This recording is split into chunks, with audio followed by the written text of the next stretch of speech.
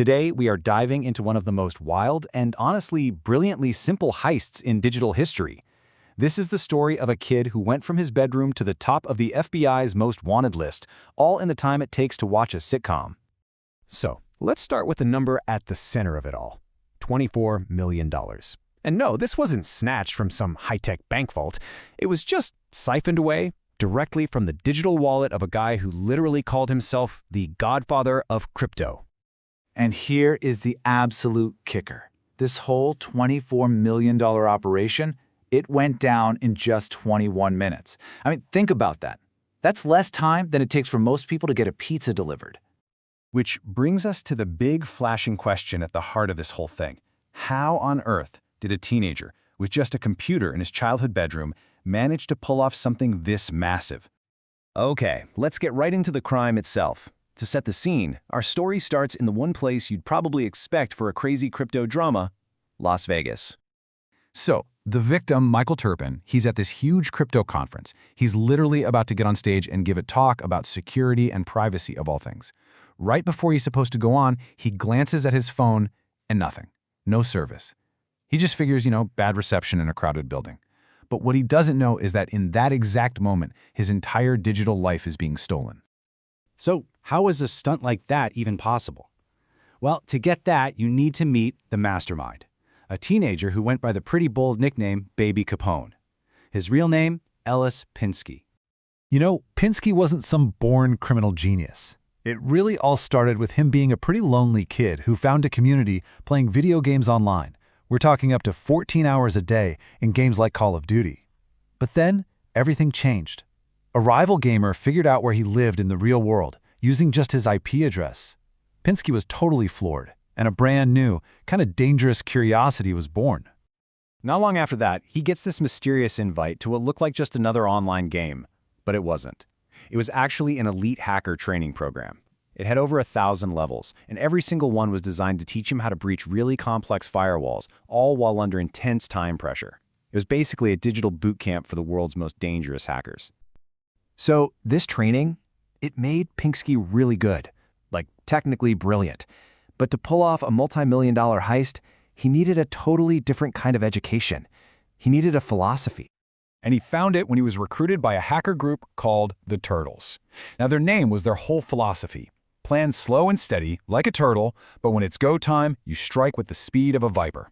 They taught him how to plan crimes for months, even years, and then execute the entire thing in just a matter of minutes. And this, right here, reveals their secret sauce.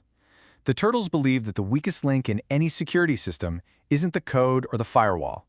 It's the people. They called it the human system.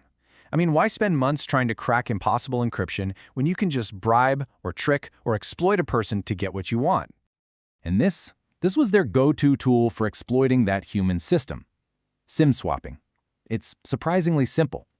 If you can convince some low-level employee at a phone company to switch a victim's phone number to a SIM card that you control, you instantly own their entire digital life. Their emails, their bank accounts, anything that uses their phone for two-factor authentication is now yours. So, by this point, Pinsky had the philosophy and he had the tool. All the pieces were on the board. All he needed now was a target. And boy, did he find the perfect one. So, Pinsky and a partner spent an entire year just planning. They picked crypto billionaire Michael Turpin as the target. And then, using the Turtles network, they found a corrupt employee at his phone company. They put the guy on a $1,000 a month retainer with a $10,000 bonus for the final job. This is the Turtles methodology. Classic stuff. Slow, patient, and focused entirely on that human weak spot. And then came the lightning-fast part. On the day of that crypto conference, they gave the signal. The inside man swapped the SIM. Pinsky immediately used the phone number to request a password reset for Turpin's email. The code gets sent to Pinsky's phone, he gets in, runs a little search program, and bingo, he found exactly what he was hoping for. Okay, and this is the ultimate human system failure. You're not going to believe it. The crypto billionaire, the guy about to give a speech on security, had a file in his email literally named Passwords. And inside that file was the master key to a wallet holding $24 million. Within minutes, Pinsky and his partner had drained every last cent.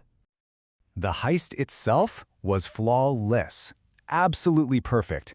But you know how these stories go. So often, the downfall doesn't come from the crime itself, but from what happens after. Pinsky was incredibly disciplined. He hit his $12 million share and just kept living like a normal teenager. But see, to turn all that crypto into actual cash, he hired another hacker, a guy named Nick Truglia, to launder some of it.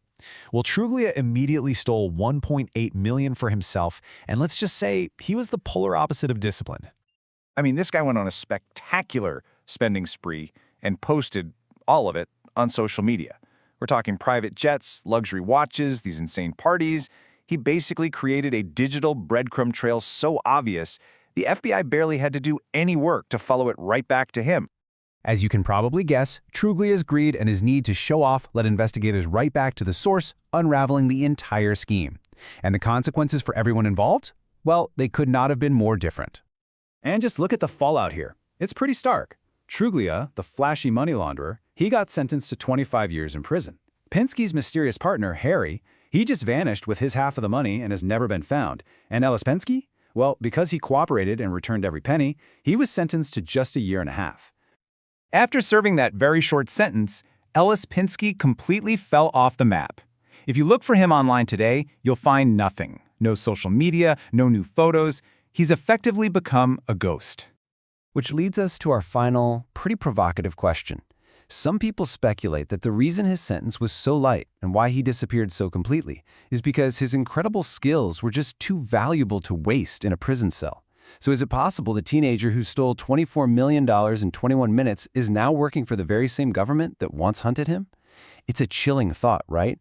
And it's a powerful reminder that in our digital world, the most sophisticated lock can still be broken by the oldest vulnerability of all, human nature.